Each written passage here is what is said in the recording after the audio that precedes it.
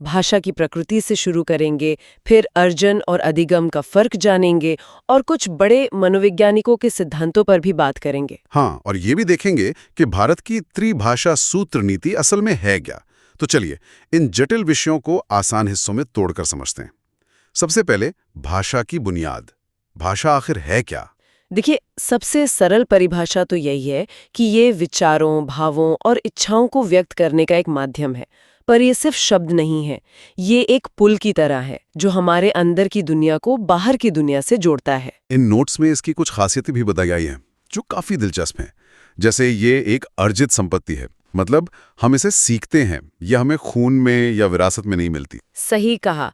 कोई भी बच्चा जन्म से ही कोई भाषा बोलते हुए तो पैदा नहीं होता। नहीं, बिल्कुल नहीं। और इसी से जुड़ा दूसरा बिंदु है कि भाषा सामाजिक होती है। ये समाज में ही बनती है, समाज में ही विकसित होती है। इसीलिए तो ये हमेशा बदलती रहती है। एक बहती नदी की तरह है ना? हाँ, बिल्कुल। आज की हिंदी 50 साल पहले की हिंदी से काफी अलग है। और एक और बात जो इन नोट्स में लिखी है कि भाषा का प्रवाह हमेशा कठिन से सरल की ओर होता है। ये थोड़ा अजीब लगता है सुनने में। हमें लगता है चीजें मुश्किल होती जाती हैं। पर भाषा आसान होती जाती है।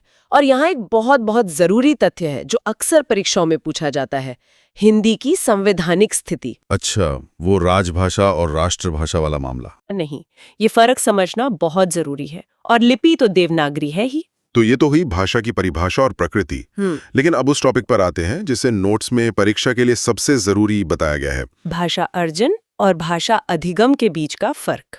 हाँ, ये पेडागोजी की नींव है।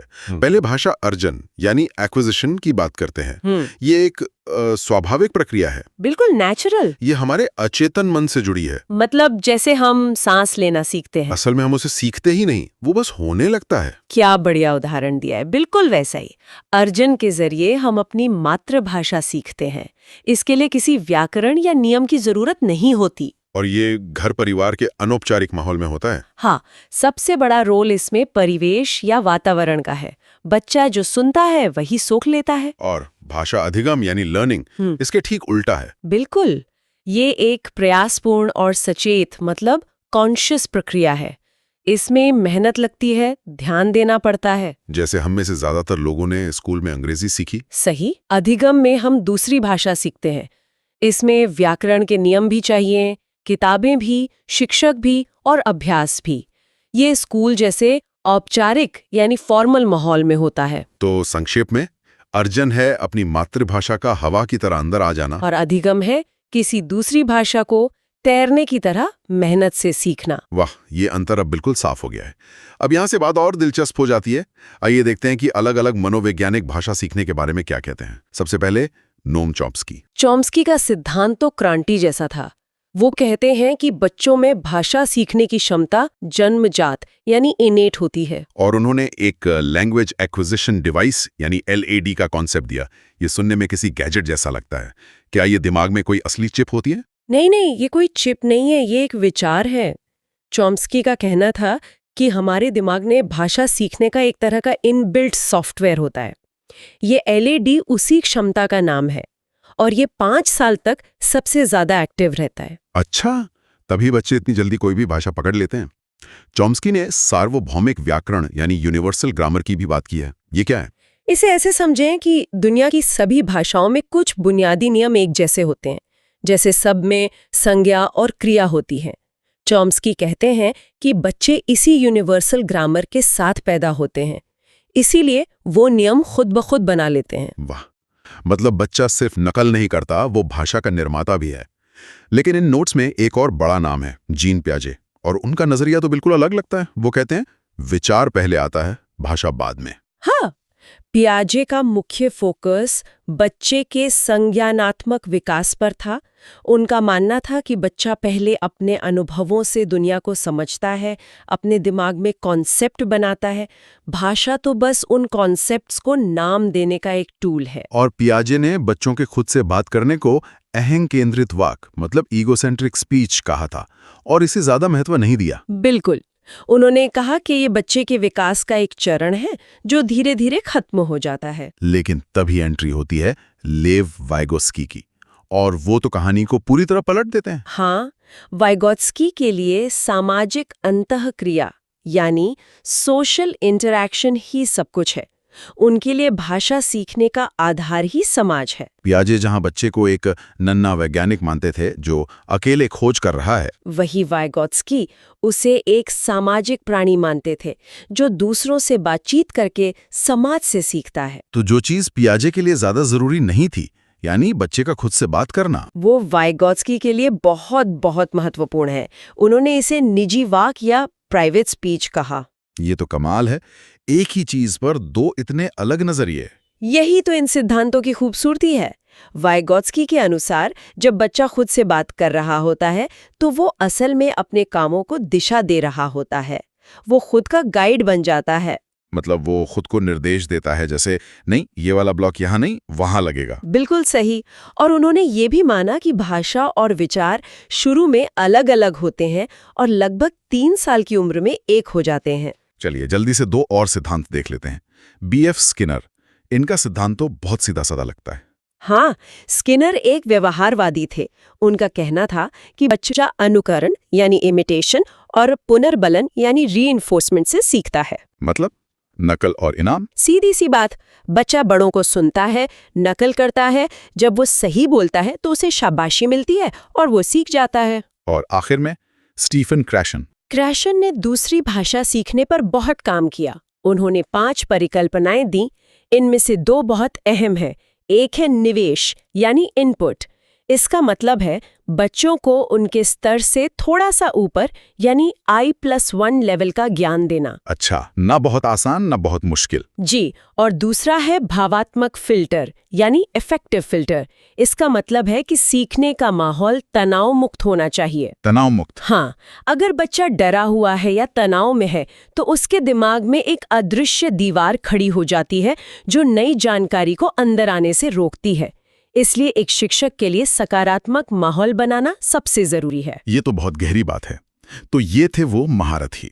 अब जब हमने सिद्धांत समझ लिए तो जरा ये देखते हैं कि असल में एक बच्चा भाषा के कौन-कौन से पड़ाव पार करता है। हाँ, इसका एक लगभग तय क्रम है। जन्म के समय रोना, क्राइंग, जो उसकी पहली अभिव्यक्ति है। बिल्कुल। फिर लगभग 6 हफ्तों में कूकना या कूइंग, जिसमें वो आ ऊ जैसी सिर्फ स्वर ध्वनियां निकालता है। और इसके बाद 6 महीने के आसपास आता है बलबलाना या बैबलिंग, जैसे बाबा दादा। और यहीं से घर में लड़ाई शुरू हो जाती है कि बच्चे ने पहले मम्मा बोला या पापा। हाँ, ये तो है। फिर 1 साल में एक शब्द की अवस्था आती है, जैसे पानी, मम्मा। और 1.5 से 2 साल में 2 शब्दों की अवस्था, जिसे टेलीग्राफिक स्पीच भी कहते हैं, जैसे मम्मा पानी। हाँ। और फिर 3 से 4 साल के बाद तो वो रफ्तार पकड़ लेता है और लंबे लंबे जटिल वाक्य बनाने लगता है। बहुत बढ़िया। अब यहाँ से हम एक राष्ट्रीय नीति पर आते हैं। त्रिभाषा सूत्र, ये क्या है? देखिए, ये भारत की भाषाई विविधता को ध्यान में रखकर बनाया गया एक फॉर्मूला है। इसके तहत पहली भाषा होगी मातृभाषा या क्षेत्रीय भाषा, क्योंकि बच्चा उसी में सबसे अच्छा सीखता है। जी। दूसरी भाषा हिंदी भाषी राज्यों में अंग्रेजी या कोई और आधुनिक भारतीय भाषा होगी, और जहां हिंदी नहीं बोली जाती वहां हिंदी या अंग्रेजी होगी। और तीसरी भाषा? तीसरी भाषा वो होगी जो पहली और दूसरी के तौर पर न पढ़ी जा रही हो। हालांकि इसे लागू करना हमेशा से एक चुनौती रहा है। तो आज हमने भाषा की परिभाषा से लेकर मनोवैज्ञानिक सिद्धांतों और राष्ट्रीय नीति तक का सफर तय किया। अगर इस पूरी चर्चा का सार निकालना हो तो 3 सबसे जरूरी बातें क्या होंगी? इन नोट्स के अंत में 3 बहुत ही शानदार बिंदु हैं। पहली, भाषा शिक्षण का मकसद नियम रटाना नहीं, बल्कि बच्चों को संप्रेषण मतलब कम्युनिकेशन के लायक बनाना है। दूसरी बात भी उतनी ही जरूरी है। बच्चे स्कूल आने से पहले कोरी स्लेट यानी ब्लैंक स्लेट नहीं होते। बिल्कुल नहीं। वो अपनी भाषा के नियम और व्यवस्था लेकर स्कूल आते हैं। शिक्षक को उसी ज्ञान पर आगे निर्माण करना है। और तीसरी और शायद सबसे जरूरी बात वो ये कि कक्षा में बहुभाषिकता मतलब मल्टीलिंगुअलिज्म एक समस्या नहीं, बल्कि एक बहुत बड़ा संसाधन है, एक रिसोर्स है। आज की इस पूरी बातचीत से ये तो साफ है कि भाषा सिर्फ नियमों का ढांचा नहीं है।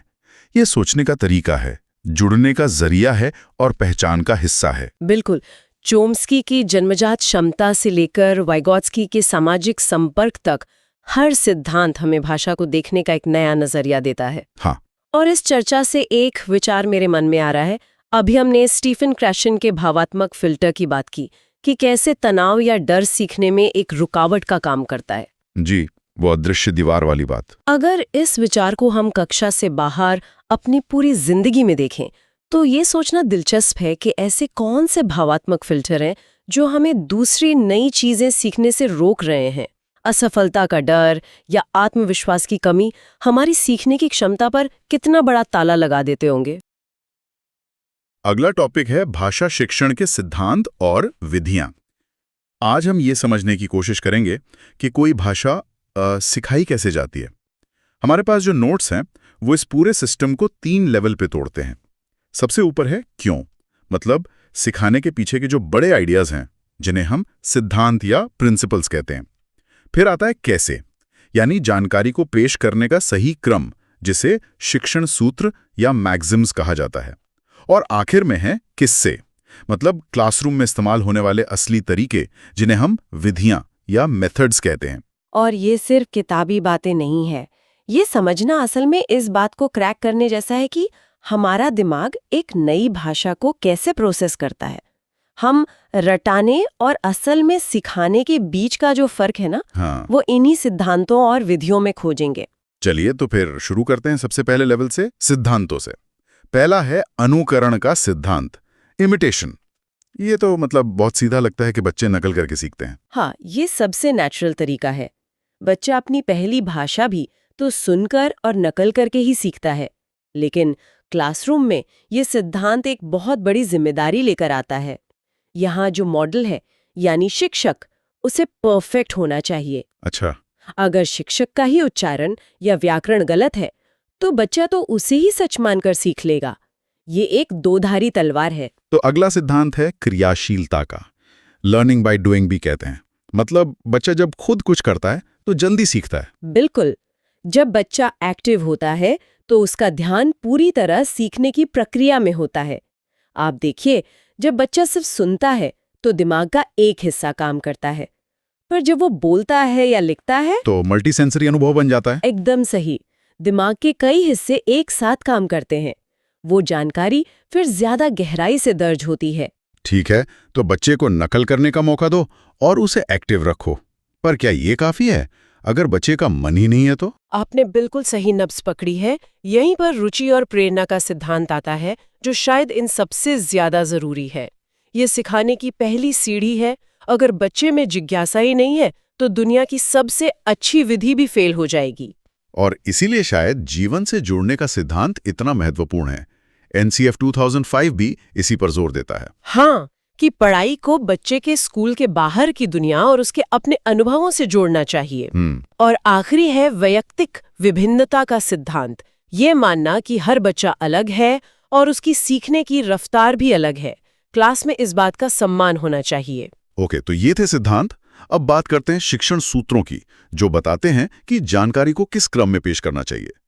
पहला सूत्र है ज्ञात से अज्ञात की ओर। इसका अर्थ है जो ज्ञान बच्चे को पहले से है उसी को आधार बनाकर नया ज्ञान देना। हमेशा शुरुआत वहां से करें जो वो जानते हैं। दूसरा है मूर्त से अमूर्त की ओर, यानी जो चीज दिखती है उससे उस चीज के विचार की ओर जाना। जैसे पहले बच्चे को एक असली सेब दिखाकर उसके बारे में बताना और फिर सेब शब्द या उसके गुणों जैसे अमूर्त विचारों को समझाना। बाकी सूत्र भी काफी सीधे हैं, सरल से कठिन की ओर और पूर्ण से अंश की ओर। यानी पहले पूरी चीज दिखाना, जैसे एक पूरा वाक्य, और फिर उसके हिस्सों यानी शब्दों को समझाना। हाँ। इसमें एक सूत्र जिस पर ध्यान देना जरूरी है वो है विशिष्ट से सामान्य की ओर। इसका मतलब है पहले कई सारे उदाहरण देना और फिर उन उदाहरणों के आधार पर एक सामान्य नियम बनाना। ये रटने को खत्म करता है। यहां से बात और भी इंटरेस्टिंग हो जाती है। अब हम असल तरीकों यानी विधियों पर आते हैं, और इसमें सबसे महत्वपूर्ण है आगमन विधि, इंडक्टिव मेथड। ये विधि विशिष्ट से सामान्य की ओर वाले सूत्र पर ही काम करती है। इसका फ्लो है उदाहरण से नियम की ओर। अच्छा। और ये छोटी कक्षाओं के लिए सबसे अच्छी विधि मानी जाती है। और इसकी सबसे अच्छी बात यह है कि बच्चा इसमें रटता नहीं है, बल्कि उदाहरणों को देखकर खुद नियम खोजने की कोशिश करता है। ठीक इसके उलट है निगमन विधि यानी डिडक्टिव मेथड। इसमें पहले नियम बताया जाता है और फिर उसके उदाहरण दिए जाते हैं। ये सामान्य से विशिष्ट की ओर जाती है। तो ये रटने पर ज्यादा जोर देती है और बड़ी कक्षाओं के लिए ज्यादा उपयोगी है, जहां सिलेबस जल्दी खत्म करना होता है। हाँ, कह सकते हैं। अगली विधि है प्रत्यक्ष विधि, जिसे डायरेक्ट या नेचुरल मेथड भी कहते हैं। इसकी सबसे खास बात यह है कि इसमें सिखाते समय मातृभाषा का इस्तेमाल पूरी तरह से मना होता है। 1 मिनट, मतलब अगर अंग्रेजी सिखा रहे हैं तो क्लास में सिर्फ अंग्रेजी में ही बात होगी, हिंदी का एक शब्द भी नहीं? जी हाँ, बिल्कुल। लक्ष्य भाषा को सीधे उसी भाषा में सिखाया जाता है। इसमें अनुवाद की कोई जगह ही नहीं है, सिर्फ मौखिक अभ्यास पर जोर होता है। फिर आती है व्याकरण अनुवाद विधि, जो सबसे पुरानी विधि है। इसमें तो सब कुछ अनुवाद पर ही आधारित है ना? हाँ, इसमें हर शब्द, हर वाक्य का मातृभाषा में अनुवाद किया जाता है। हम में से ज्यादातर लोग ऐसे ही पढ़े हैं। इसका नुकसान क्या है? हो जाता है, लेकिन बोलने और सुनने का कौशल बहुत कमजोर रह जाता है। सही बात है। आप भाषा के मैकेनिक बन जाते हैं, ड्राइवर नहीं। अब कुछ मजेदार विधियों की बात करते हैं, जैसे खेल विधि, प्लेवे मेथड। इसके प्रवर्तक फ्रोबेल थे। हाँ, किंडरगार्टन सिस्टम इसी पर आधारित है। खेल खेल में बिना किसी तनाव के सीखना एक बोझ नहीं, एक उत्सव बन जाता है। और अंत में है समवायी विधि, इंटीग्रेशन मेथड। ये सुनने में बहुत प्रैक्टिकल लगती है। ये बहुत ही व्यवहारिक तरीका है। इसमें व्याकरण की कोई अलग से किताब नहीं होती।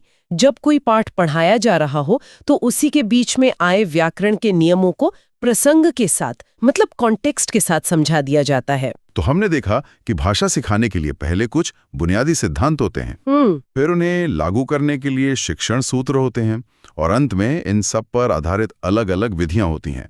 और आगमन और निगमन एक दूसरे के उल्टे हैं, तो प्रत्यक्ष और व्याकरण अनुवाद विधि भी बिल्कुल अलग तरीके से काम करती हैं। यहाँ जोड़ने वाली बात यह है कि कोई भी एक विधि हर स्थिति के लिए सर्वश्रेष्ठ नहीं हो सकती। एक अच्छा शिक्षक छात्र की उम्र, विषय की प्रकृति और क्लास के माहौल को देखकर इन विधियों का सही मिश्रण इस्तेमाल करता है। सही। लक्ष्य हमेशा रटाना नहीं, बल्कि समझाना और सिखाना होता है। ये सब सुनने के बाद एक सवाल दिमाग में आता है। बताइए। आज के डिजिटल युग में, जहां बच्चे वीडियो और ऐप से बहुत कुछ सीख रहे हैं, क्या भाषा सिखाने की कोई नई डिजिटल विधि भी हो सकती है जो इन पारंपरिक सिद्धांतों का इस्तेमाल करे, या फिर ये सिद्धांत हर नए माध्यम पर वैसे ही लागू होते रहेंगे? सोचने वाली बात है। अगला टॉपिक है भाषाई कौशल। हम सब ने स्कूल में रटा है, सुनना, बोलना, पढ़ना, लिखना। हाँ, LSRW। बिल्कुल। पर क्या ये सिर्फ 4 शब्द हैं या इनके पीछे कोई गहरा विज्ञान है?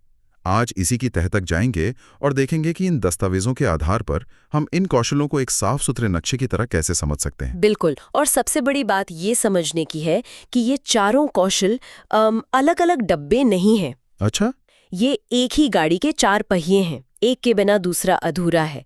इन्हें एक साथ, मतलब एक दूसरे से जोड़कर ही सीखा जा सकता है। तो चलिए इनकी बुनियाद से ही शुरू करते हैं। सबसे पहले इनका एक मनोवैज्ञानिक क्रम तो होगा ही। हाँ, एक नेचुरल ऑर्डर होता है। तो इन दस्तावेजों में जो क्रम बताया गया है वो है पहले सुनना, फिर बोलना, उसके बाद पढ़ना और आखिर में लिखना। सुबोपली। हाँ, सुबोपली या फिर LSRW। और ये बिल्कुल तार्किक भी है।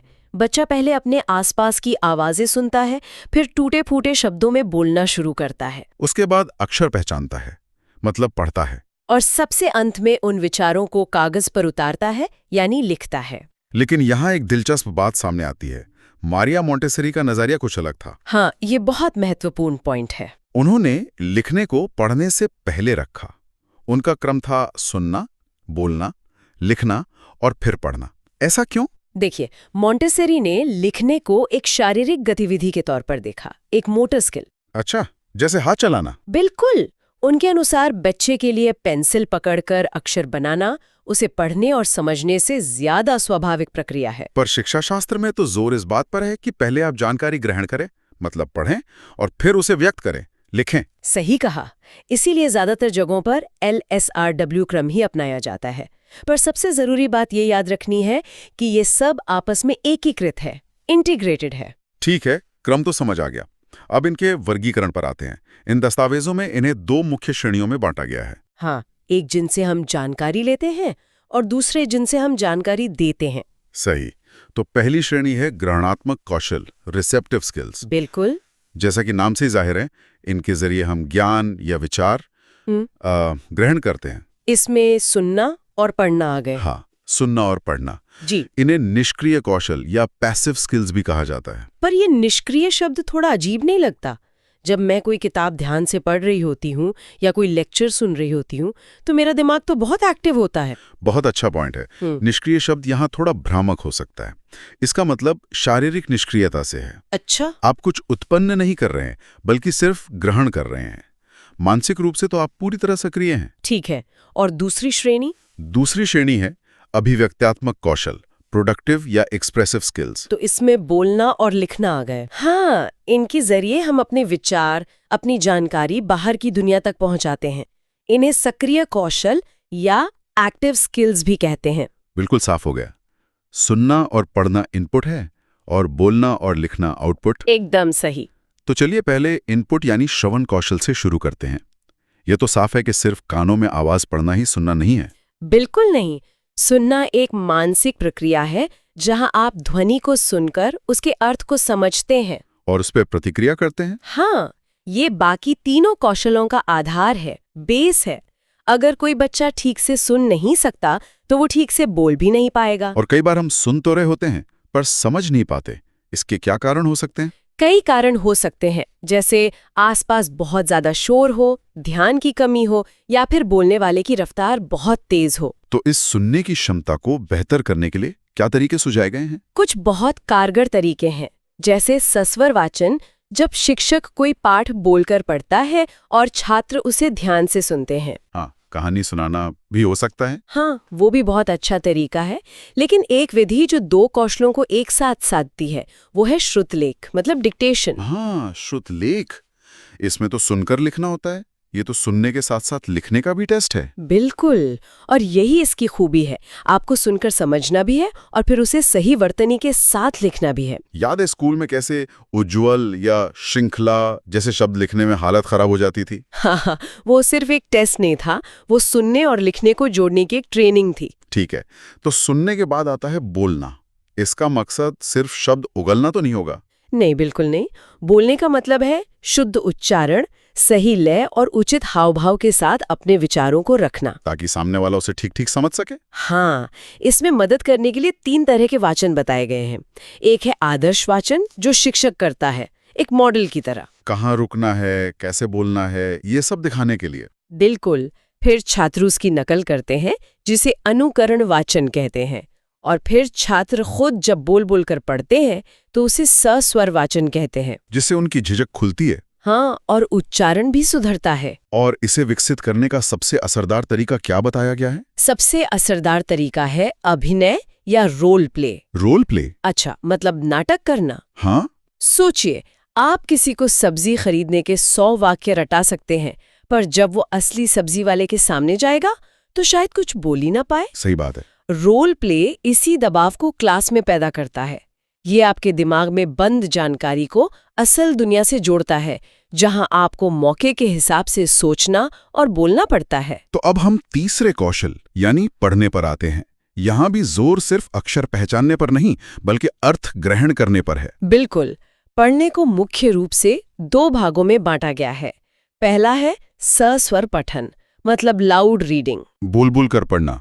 ये छोटी कक्षाओं के लिए अच्छा है। हाँ, उच्चारण सुधारने और आत्मविश्वास बढ़ाने के लिए बहुत अच्छा है। ठीक है, तो सस्वर पठन तो समझ आया, लेकिन फिर हम मौन पठन मतलब साइलेंट रीडिंग पर क्यों आ जाते हैं? सवाल बहुत अच्छा है। जैसे जैसे हम बड़े होते हैं, हमारा उद्देश्य सिर्फ उच्चारण नहीं बल्कि तेजी से जानकारी हासिल करना हो जाता है। और मौन पठन में रफ्तार ज्यादा होती है, कई गुना बढ़ जाती है और हम विषय पर बेहतर ध्यान लगा पाते हैं।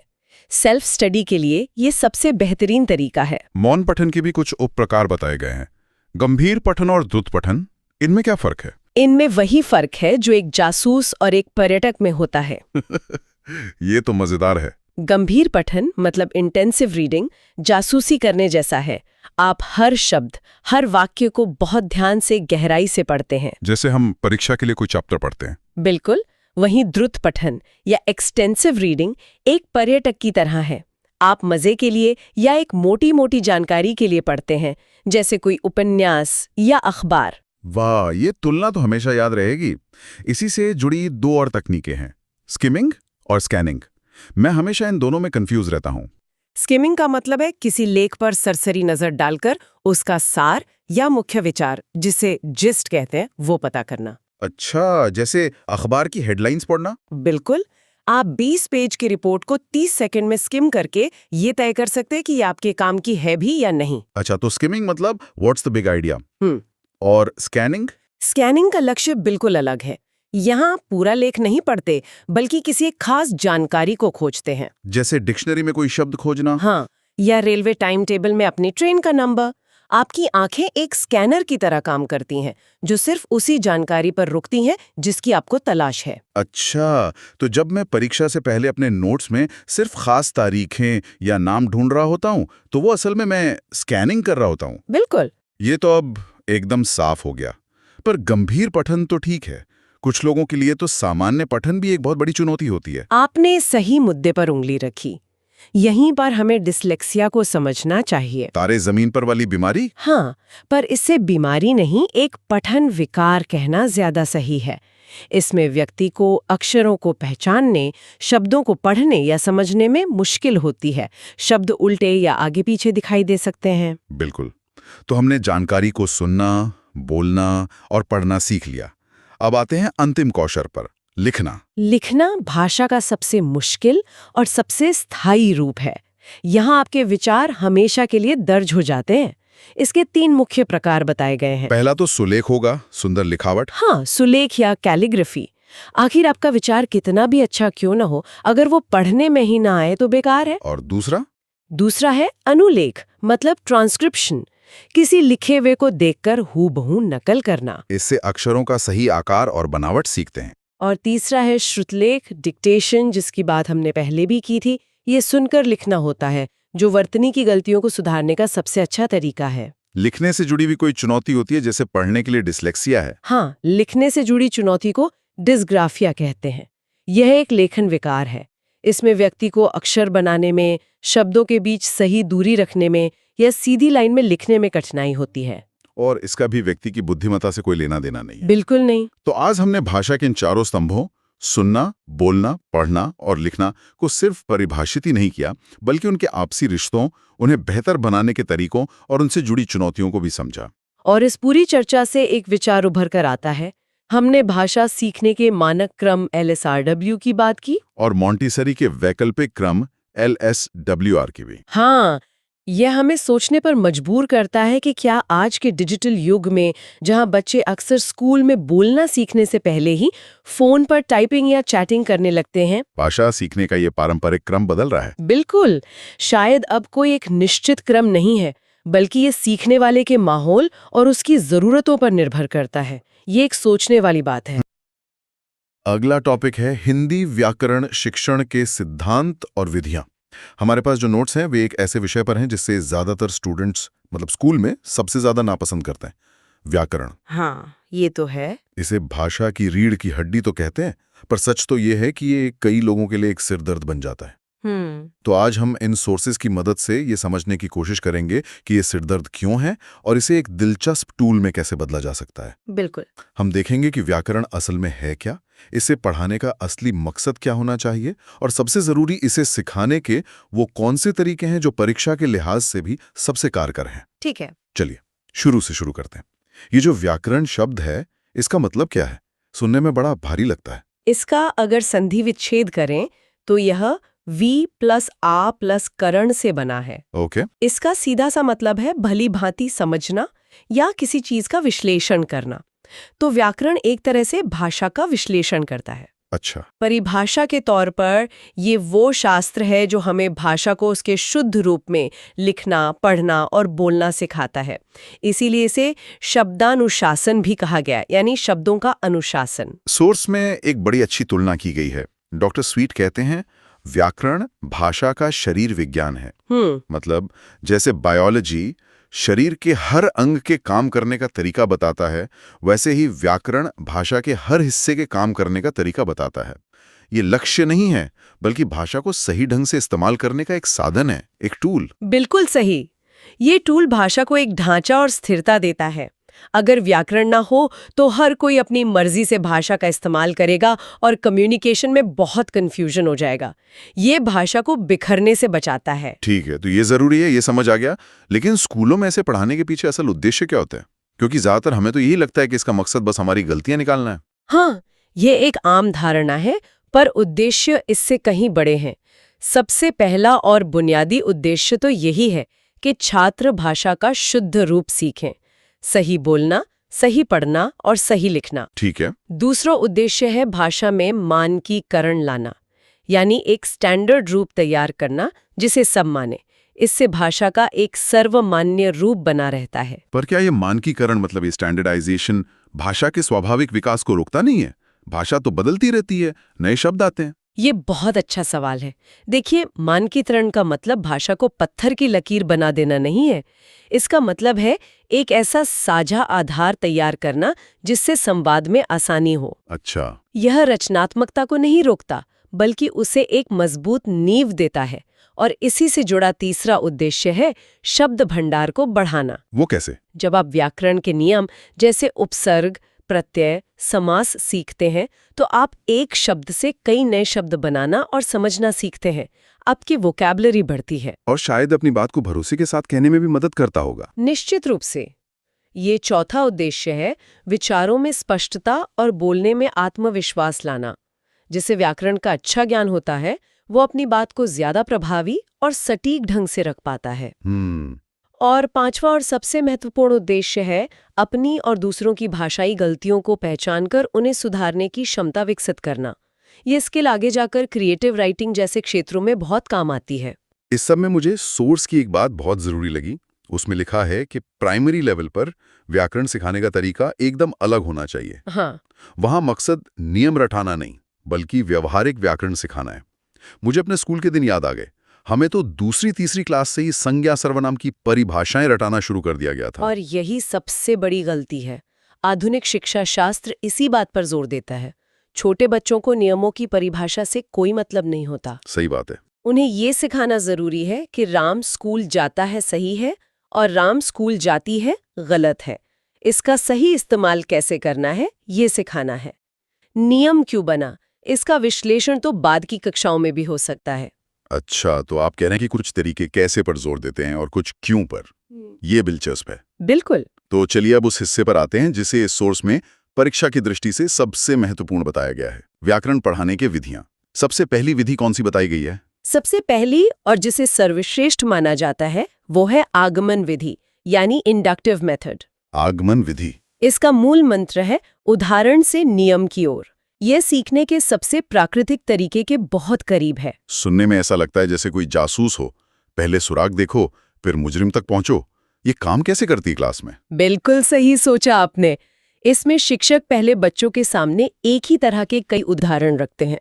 मान लीजिए विशेषण पढ़ाना है। ठीक है। तो शिक्षक बोर्ड पर लिखेंगे, ये एक सुंदर फूल है, मोहन एक लंबा लड़का है, मेरे पास काली गाय है। फिर वो बच्चों से पूछेंगे कि इन वाक्यों में फूल, लड़का और गाय की क्या खासियत बताई जा रही है। तो बच्चे जवाब देंगे सुंदर, लंबा, काली। बिल्कुल।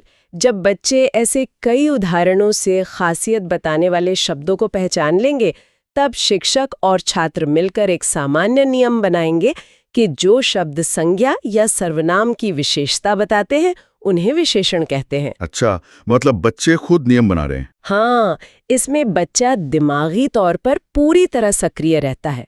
वो खुद ज्ञान का निर्माण कर रहा है। इसीलिए इसे मनोवैज्ञानिक विधि कहते हैं और छोटी कक्षाओं के लिए ये सबसे अच्छी है।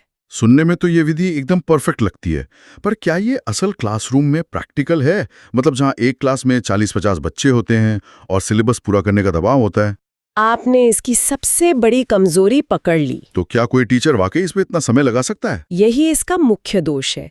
इसमें समय बहुत अधिक लगता है और पाठ्यक्रम की गति धीमी हो जाती है। हर नियम को इस तरह से निकलवाने के लिए बहुत धैर्य और समय चाहिए, जो हर बार संभव नहीं होता। तो फिर इसका ठीक उल्टा भी कोई तरीका होगा जो हमारे स्कूलों में ज्यादातर इस्तेमाल होता है। हाँ, और उसे कहते हैं निगमन विधि, यानी डिडक्टिव मेथड। निगमन विधि। इसका सूत्र है नियम से उदाहरण की ओर। यह वही पारंपरिक तरीका है। शिक्षक क्लास में आते ही बोर्ड पर लिख देंगे विशेषण की परिभाषा और फिर उसके 10 उदाहरण दे देंगे और बच्चों से कहेंगे कि इसे कॉपी में लिख लो और याद कर लो। ये तो वही चॉक एंड टॉक वाला तरीका हुआ। शिक्षक नियम बताते हैं, हम रट लेते हैं और परीक्षा में लिख देते हैं। शायद इसीलिए ज्यादा लोगों को व्याकरण बोरिंग लगता है। सही कह रहे हैं। इसका सबसे बड़ा दोष यही है कि ये रटने की प्रवृत्ति को बढ़ावा देती है। छात्र नियम के पीछे का लॉजिक समझे बिना उसे याद कर लेते हैं। इसमें छात्र एक निष्क्रिय श्रोता बना रहता है, इसीलिए इसे अमनोवैज्ञानिक विधि माना जाता है। हाँ, इसका एक फायदा जरूर है कि इससे सिलेबस जल्दी पूरा होता है और ऊंची कक्षाओं में या रिवीजन के लिए ये काम आ सकती है। तो एक तरीका बहुत धीमा है लेकिन असरदार है, और दूसरा तरीका बहुत तेज है लेकिन रटने पर आधारित है। क्या इन दोनों के बीच का कोई रास्ता है? बिल्कुल है। कोई ऐसी विधि जो दोनों के अच्छे गुणों को मिलाती हो? हाँ, और उसे ही सबसे व्यवहारिक माना जाता है। इसका नाम है आगमन निगमन विधि। जैसा कि नाम से ही जाहिर है, ये दोनों का मिश्रण है। अच्छा, इसमें शिक्षक पहले आगमन विधि का इस्तेमाल करके उदाहरणों के माध्यम से बच्चों से ही नियम निकलवाते हैं, ताकि कॉन्सेप्ट की एक गहरी समझ बन जाए। हाँ, और जब एक बार नियम स्थापित हो जाता है और बच्चे उसे समझ जाते हैं, तब दूसरे चरण में निगमन विधि का प्रयोग करके उस नियम पर आधारित कई सवाल और अभ्यास कराए जाते हैं, ताकि वो नियम पक्का हो जाए। तो पहले समझ फिर अभ्यास, व्यावहारिक और उत्तम विधि माना गया है। ये तो बहुत तार्किक लगता है। सोर्सेज में दो और विधियों का जिक्र है जो सुनने में काफी अलग लगती हैं, समवाय विधि और भाषा संसर्ग विधि। ये पारंपरिक तरीकों से कैसे अलग हैं? ये दोनों ही व्याकरण को एक अलग विषय के तौर पर देखने से इनकार करती हैं। समवाय या सहयोग विधि, जिसे इंसिडेंटल मेथड भी कहते हैं, उसमें व्याकरण की अलग से कोई क्लास ही नहीं होती। मतलब कोई अलग पीरियड नहीं होता व्याकरण का? नहीं। जब शिक्षक गद्य, पद्य या कहानी पढ़ा रहे होते हैं, तो पाठ में आए किसी व्याकरण के बिंदु को प्रसंग के साथ वहीं पर समझा दिया जाता है। अच्छा, जैसे अगर कहानी में कोई मुहावरा आ गया तो उसका मतलब और इस्तेमाल वहीं बता दिया। हाँ। या कोई मुश्किल संधि वाला शब्द आया तो उसे तोड़कर वहीं समझा दिया। बिल्कुल। इससे पढ़ाई का फ्लो भी नहीं टूटता।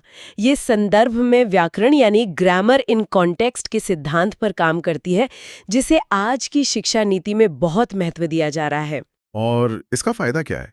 फायदा ये है कि छात्र व्याकरण को नियमों के समूह की तरह नहीं, बल्कि भाषा के एक जीवंत हिस्से की तरह देखते हैं। और ये भाषा संसर्ग विधि क्या है? इसका नाम तो और भी अनोखा है। भाषा संसर्ग विधि या इमर्जन मेथड और भी ज्यादा प्राकृतिक तरीका है। इसमें नियम सिखाए ही नहीं जाते, नहीं बताए जाते हैं। बिना नियम सिखाए तो फिर सीखते कैसे हैं? इसकी मूल मान्यता ये है कि बच्चों को अच्छे लेखकों की किताबें पढ़ने और शुद्ध भाषा बोलने वालों के साथ रहने का माहौल दिया जाना चाहिए। माना जाता है कि अच्छे भाषाई माहौल में रहकर बच्चा स्वाभाविक रूप से भाषा के सही रूप को आत्मसात कर लेता है। ये तो कुछ वैसा ही हुआ जैसे कोई व्यक्ति दूसरे राज्य में जाकर वहां की भाषा अपने आप सीख लेता है, सिर्फ लोगों को सुनकर और उनके साथ रहकर। एकदम सही। वो वहां व्याकरण की क्लास लेने तो नहीं जाता। तो ये विधि भाषा को एक विषय की तरह नहीं बल्कि एक स्किल की तरह सिखाती। आपने एकदम सही समझा। इसका पूरा जोर भाषा के व्यावहारिक पक्ष पर होता है, सैद्धांतिक पक्ष पर नहीं। लेकिन इसकी भी एक सीमा है। वो क्या? यह सरल और रोजमर्रा की भाषा के लिए तो ठीक है, पर भाषा के जो जटिल और सूक्ष्म नियम होते हैं, उन्हें इस विधि से सीखना लगभग असंभव है। इन विधियों को समझने के बाद व्याकरण के प्रकार को समझना भी जरूरी हो जाता है। सोर्स में औपचारिक और व्यावहारिक व्याकरण का जिक्र है। इनमें क्या अंतर है? यह असल में व्याकरण को पढ़ाने के दो नजरिए हैं। पहला है औपचारिक या सैद्धांतिक व्याकरण, जिसे फॉर्मल ग्रामर कहते हैं। यह पूरी तरह से निगमन विधि पर आधारित है। इसमें भाषा के नियमों, परिभाषाओं और सूत्रों को रटाने पर ही पूरा जोर होता है। यह वही पारंपरिक तरीका है। और जाहिर है अब इसे पुराना और अमनोवैज्ञानिक माना जाता होगा। हाँ, क्योंकि यह भाषा के जीवंत प्रयोग से बच्चों को दूर कर देता है। दूसरा प्रकार है व्यावहारिक व्याकरण या फंक्शनल ग्रामर। इसका आधार आगमन विधि है। अच्छा। इसमें नियमों को रटाने की बजाय भाषा के सही प्रयोग पर जोर दिया जाता है। लक्ष्य परिभाषाएं याद करवाना नहीं, बल्कि भाषा का सही इस्तेमाल करना सिखाना है। तो व्यावहारिक व्याकरण में संज्ञा की परिभाषा रटाने के बजाय बच्चे को एक पैराग्राफ देखे, उसमें से संज्ञा शब्द छांटने के लिए कहा जाएगा। बिल्कुल। लक्ष्य यह है कि बच्चा भाषा का आत्मविश्वास के साथ प्रयोग करना सीखे। और यहीं पर संदर्भ में व्याकरण का आधुनिक दृष्टिकोण आता है, जिसका NCF 2005 भी पुरजोर समर्थन करता है। तो इसका मतलब क्या है कि व्याकरण को अलग से पढ़ाना ही नहीं चाहिए? विचार यही है कि इसे भाषा के पाठ्यक्रम में ही गूंथ दिया जाना चाहिए। जब कोई कहानी या कविता पढ़ाई जा रही हो तो उसी के शब्दों और वाक्यों के माध्यम से व्याकरण के नियम सिखाए जाएं। अच्छा, इससे छात्र ये समझ पाते हैं कि इन नियमों का असल जिंदगी में क्या उपयोग है और कैसे बड़े-बड़े लेखक इन्हीं नियमों का इस्तेमाल करके अपनी बात को इतना असरदार बनाते हैं। तो अगर मैं इस पूरी चर्चा का सार निकालूं तो सबसे बड़ा आइडिया ये है कि हम व्याकरण को गलत तरीके से देखते हैं। हम इसे भाषा की पुलिसिंग का एक तरीका समझते हैं जो हर वक्त हमारी गलतियां पकड़ती है। हाँ, जबकि यह असल में भाषा के साथ खेलने और उसे बेहतर बनाने का एक टूल किट है। बहुत अच्छी बात कही आपने। ये आपको नियम सिखाकर बांधता नहीं, बल्कि नए-नए शब्द और वाक्य बनाने की आज़ादी देता है। सार यही है कि व्याकरण को नियमों के बोझ की तरह नहीं, बल्कि भाषा को बेहतर ढंग से समझने और इस्तेमाल करने के एक औजार की तरह देखना और सिखाना चाहिए। आज की इस चर्चा से कुछ मुख्य बिंदु जो परीक्षा के लिए याद रखने चाहिए वे साफ हैं। पहला, व्याकरण साध्य नहीं, साधन है। सही। मंजिल नहीं, मंजिल तक पहुंचने का रास्ता है।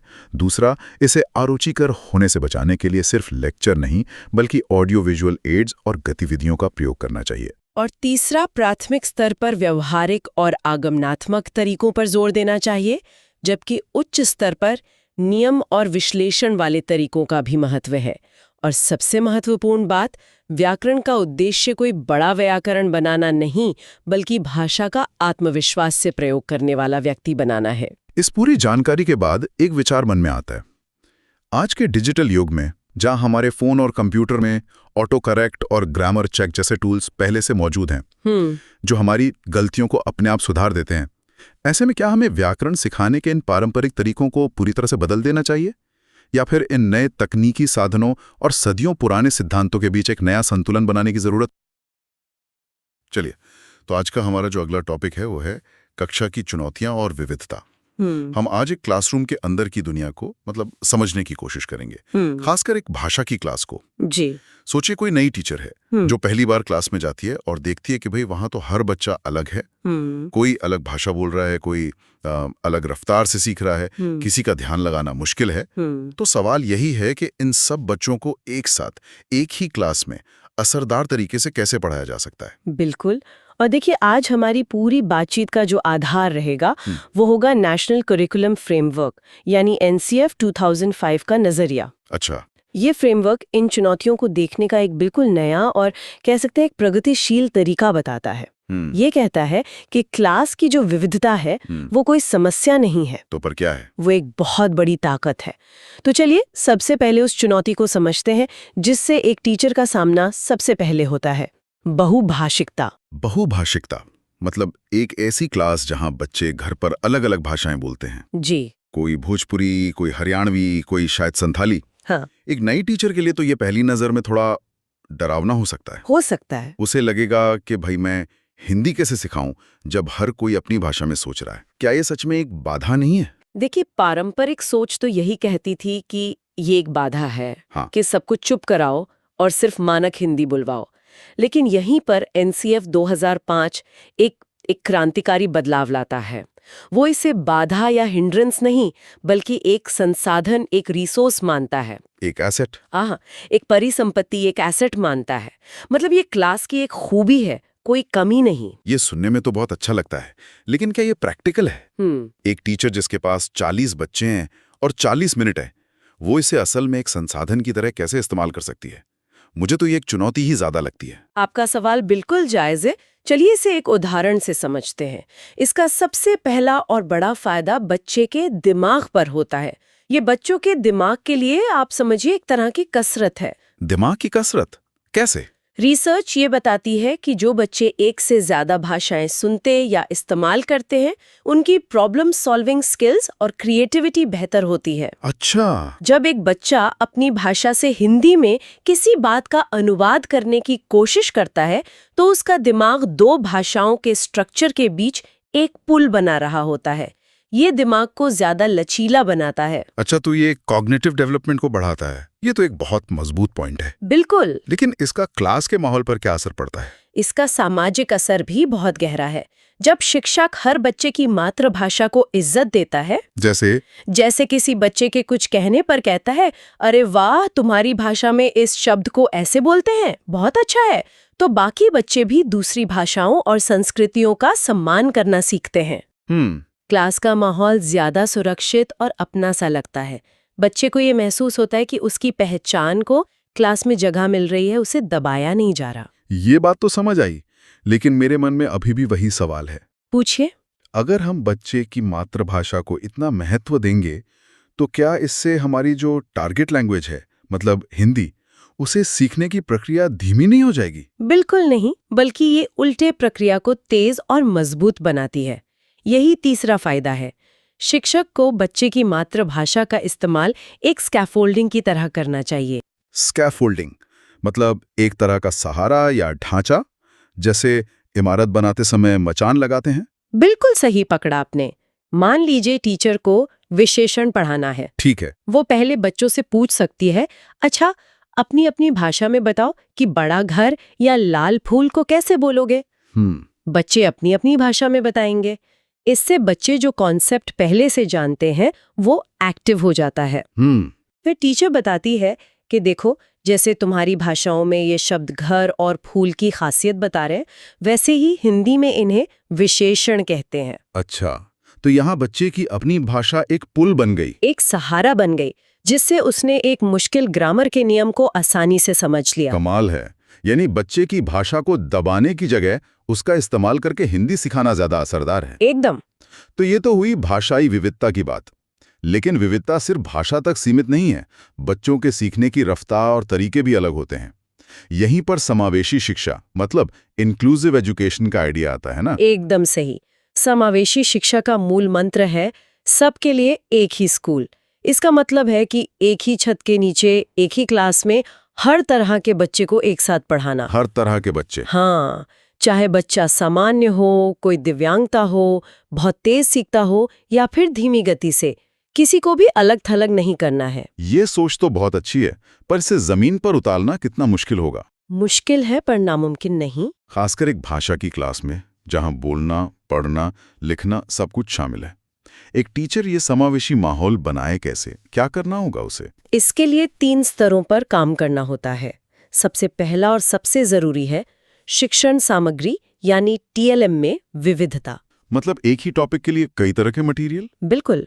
मान लीजिए आप एक कहानी पढ़ा रहे हैं, तो आपके पास टेक्स्ट वाली किताब तो है ही, साथ में उसी कहानी की एक ऑडियो रिकॉर्डिंग भी होनी चाहिए। अच्छा, ताकि जो बच्चा देख नहीं सकता या जिसे पढ़ने में मुश्किल होती है वो सुनकर समझ सके। जी, आप उसी कहानी के चित्रों वाला एक चार्ट भी बना सकते हैं, ताकि जो बच्चे देखकर बेहतर समझते हैं उन्हें मदद मिले। यानी एक तरीका सबके लिए वाली सोच को छोड़ना होगा। बिल्कुल। और दूसरा स्तर क्या है? दूसरा है बैठने की व्यवस्था में लचीलापन, मतलब फ्लेक्सिबिलिटी।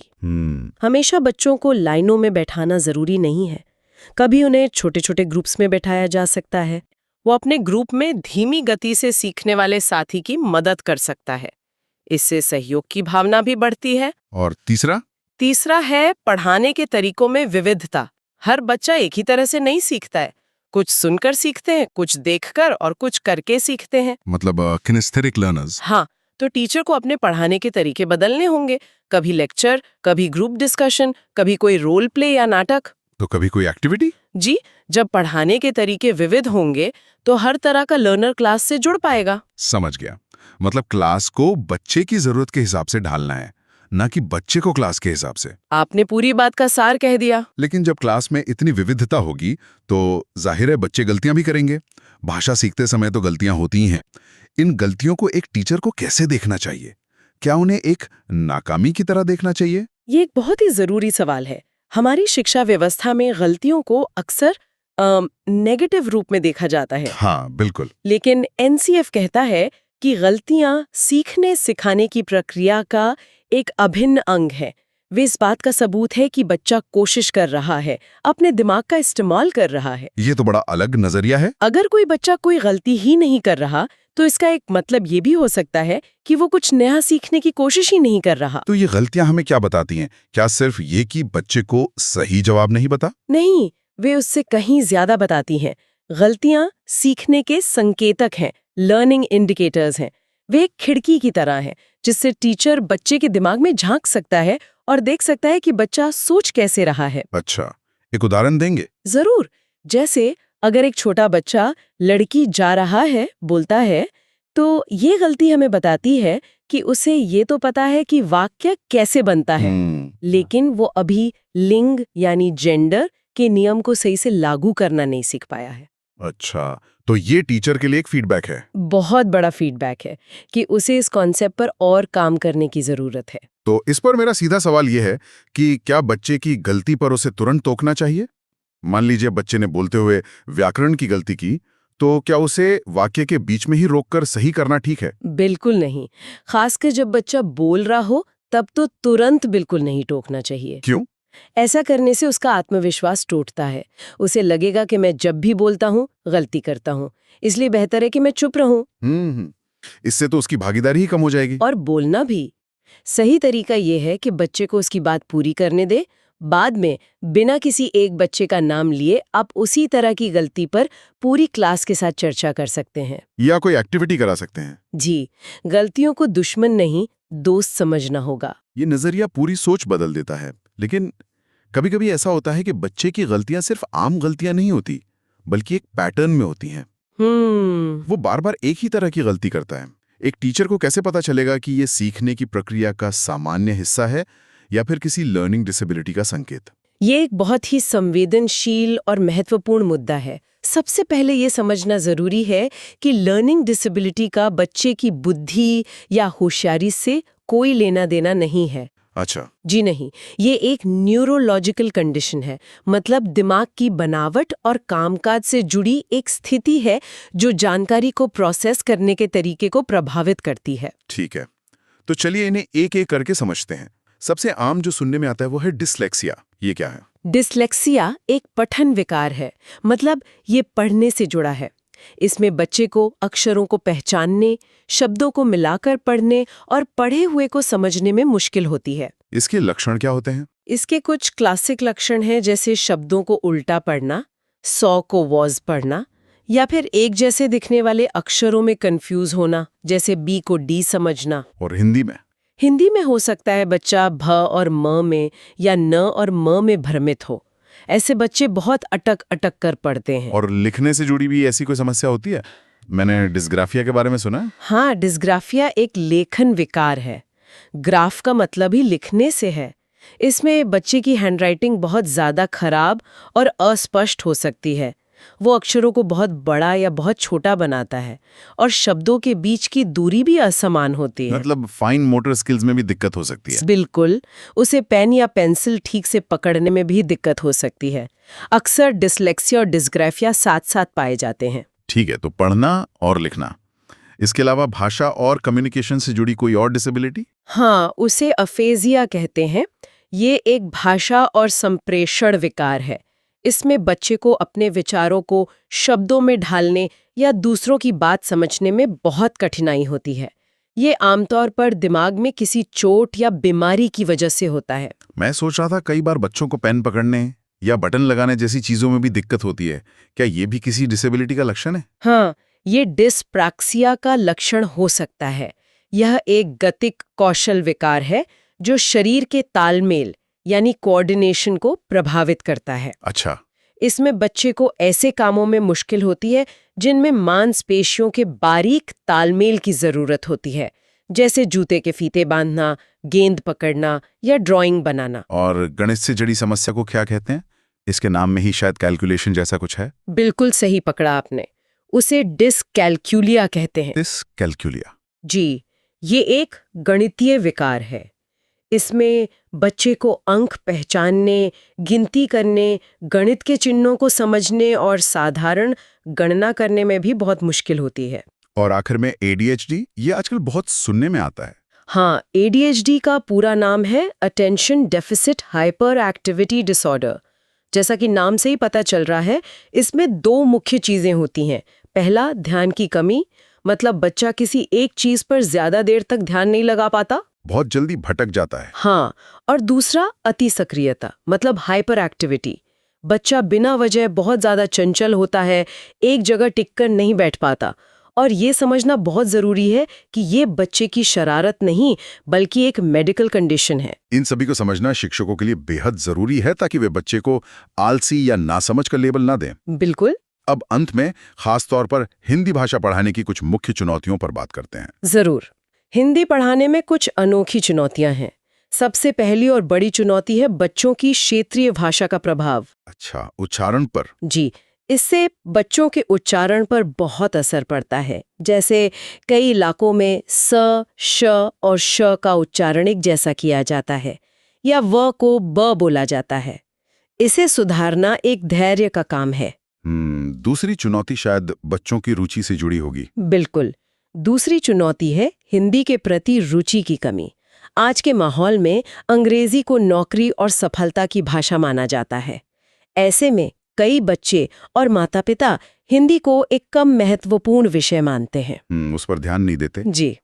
बच्चों में हिंदी साहित्य और भाषा के प्रति प्रेम जगाना एक बड़ी चुनौती है। और हिंदी का व्याकरण भी तो आसान नहीं है। यही हमारी तीसरी चुनौती है, व्याकरण की जटिलता।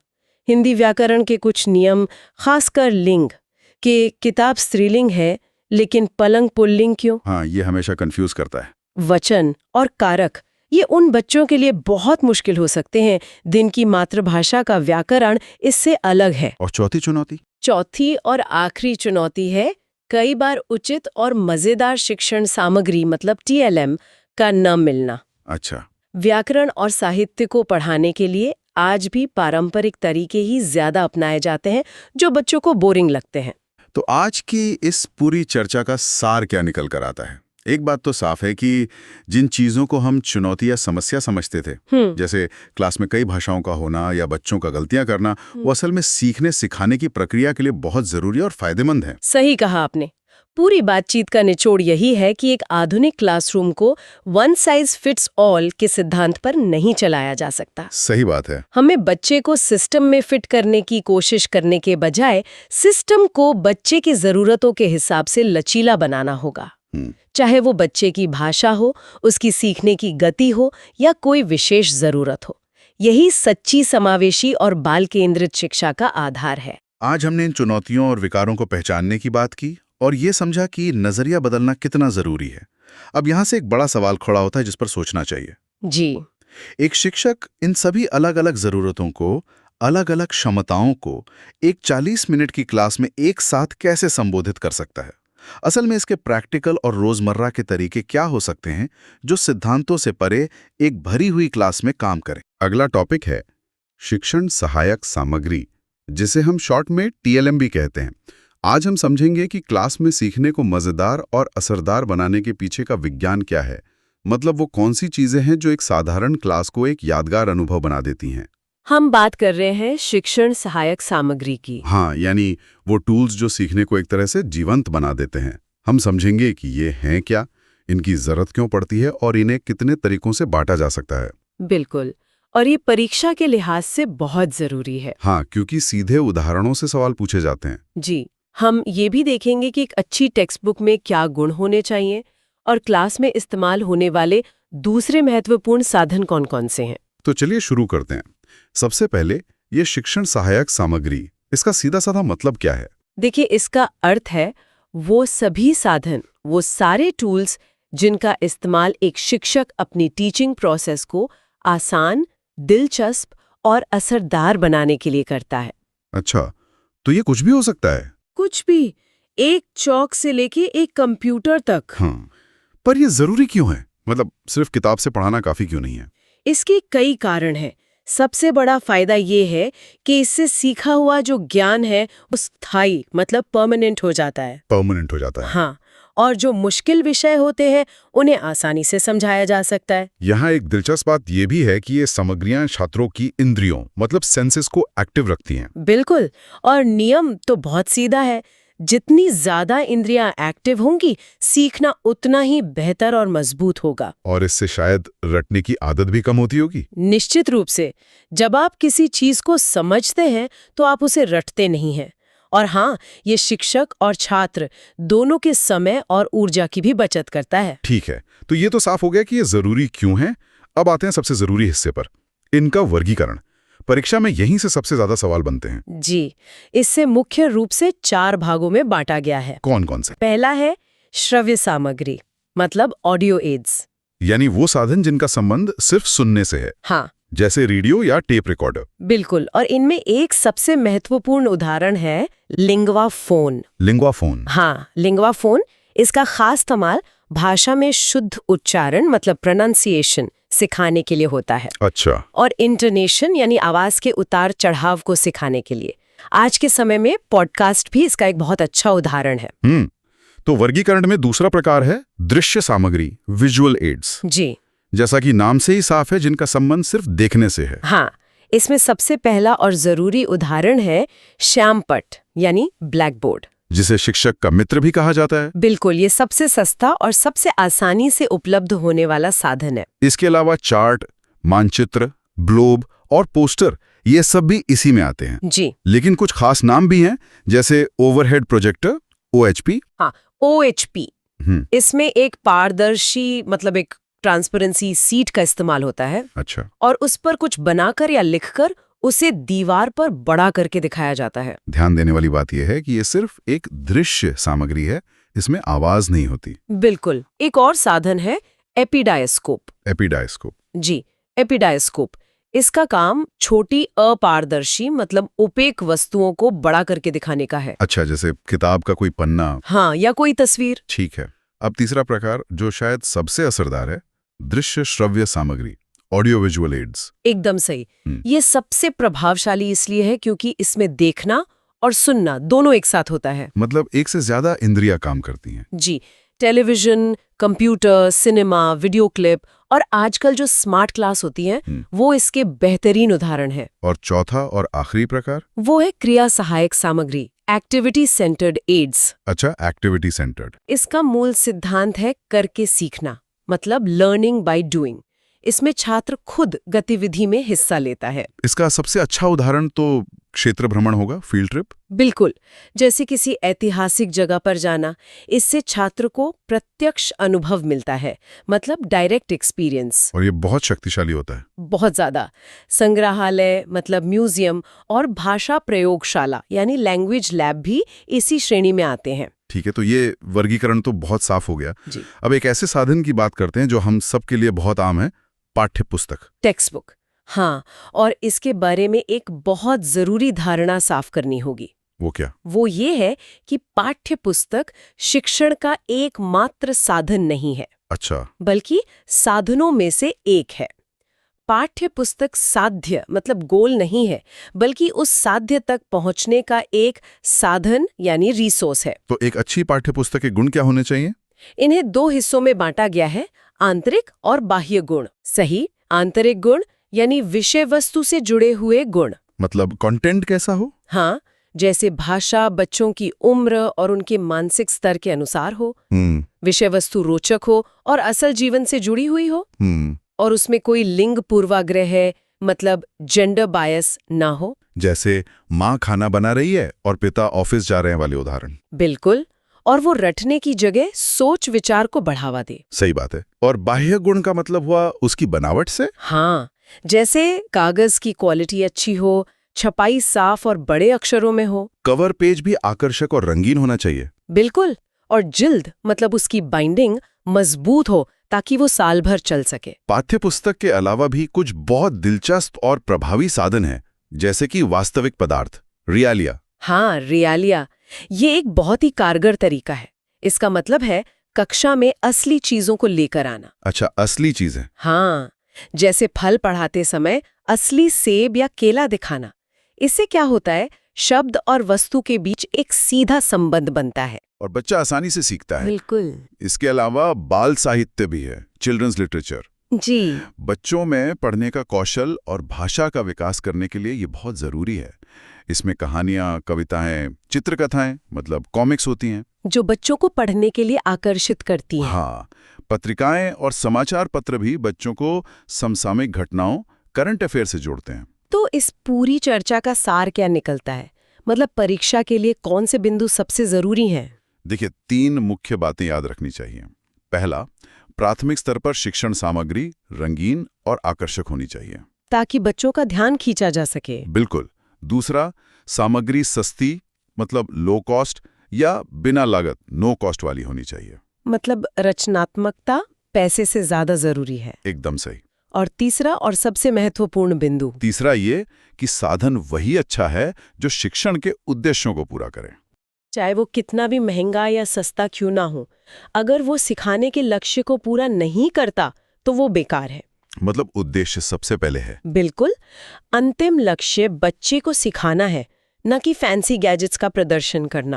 ये तो बहुत जरूरी बात है। हाँ, और यहीं से एक जरूरी सवाल ये उठता है कि जैसे जैसे टेक्नोलॉजी और एआई ट्यूटर्स जैसे डिजिटल साधन बढ़ रहे हैं, तो क्या ब्लैक बोर्ड या वास्तविक पदार्थ जैसी पारंपरिक शिक्षण सामग्रियां अपनी जगह खो देंगी, या फिर उनका महत्व एक नए और ज्यादा रचनात्मक रूप में हमारे सामने आएगा? ये सोचने वाली बात है। अगला टॉपिक है मूल्यांकन और उपचारात्मक शिक्षण।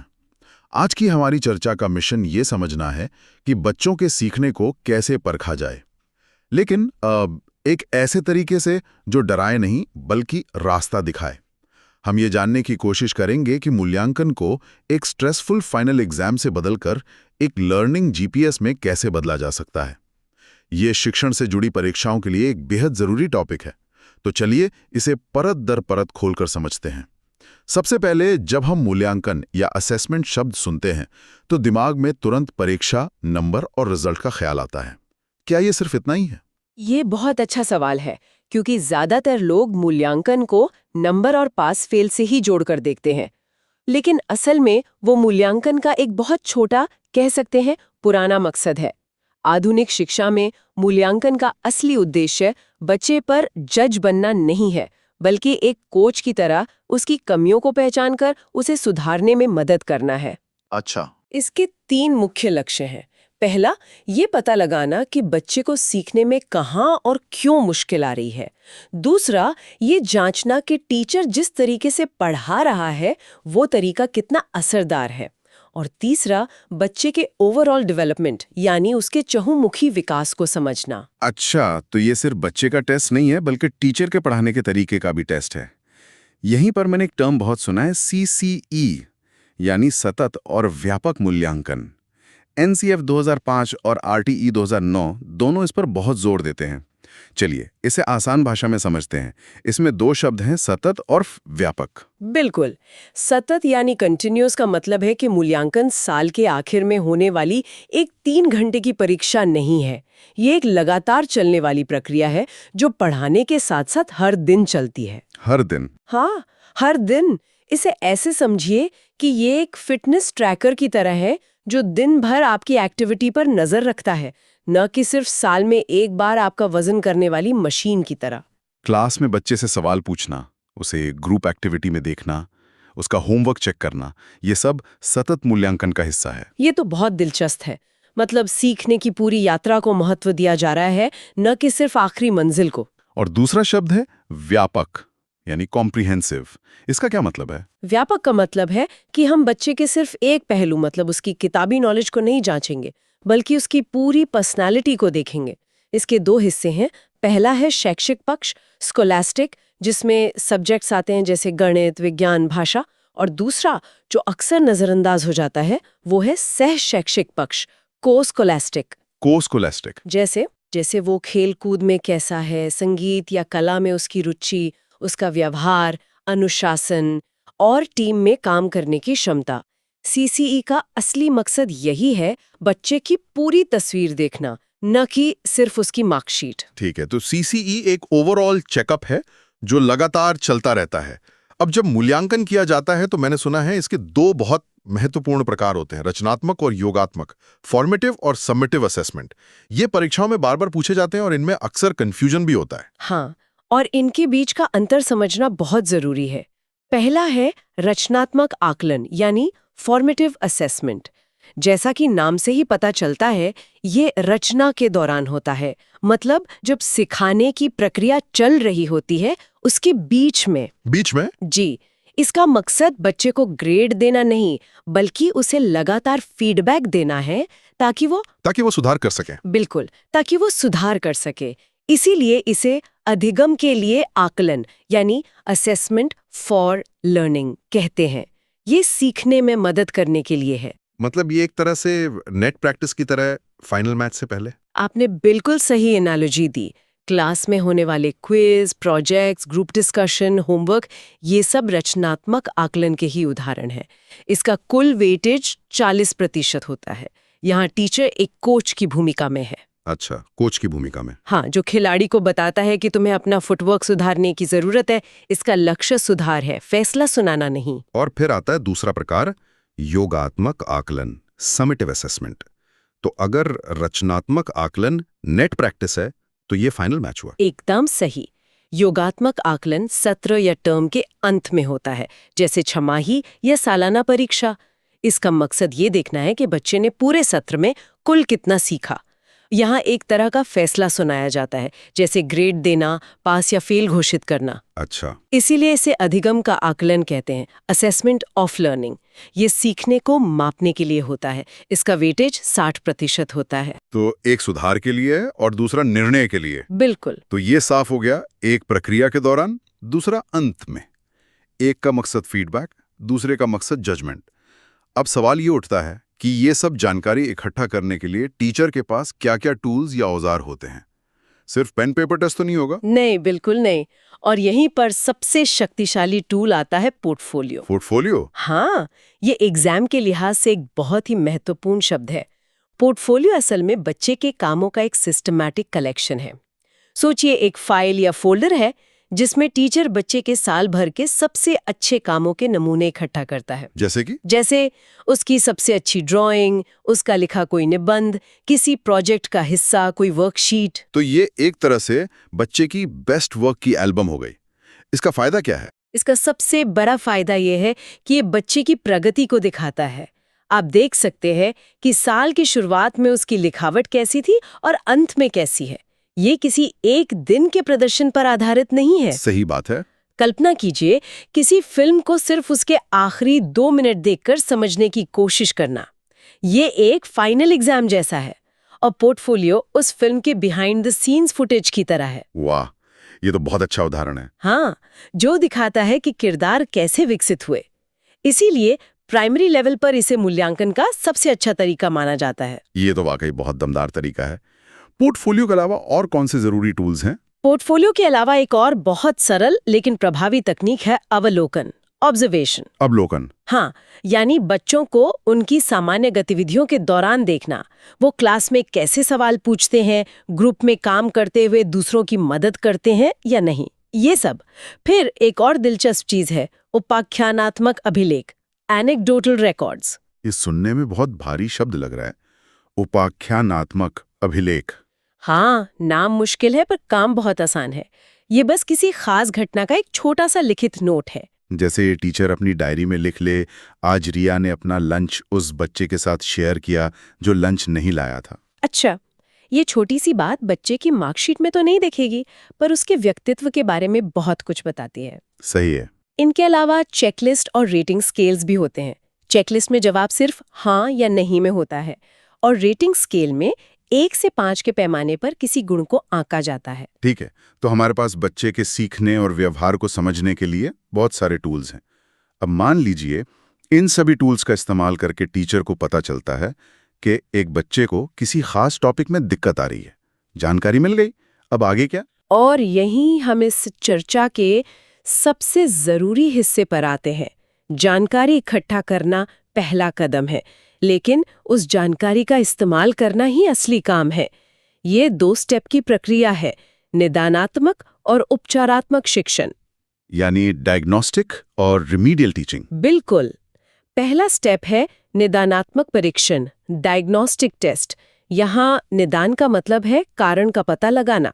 जैसे डॉक्टर करता है? हाँ, जैसे डॉक्टर इलाज शुरू करने से पहले बीमारी की असली वजह जानने के लिए ब्लड टेस्ट करता है, वैसे ही टीचर डायग्नोस्टिक टेस्ट से ये पता लगाता है कि बच्चे को सीखने में कहाँ और क्यों मुश्किल हो रही है।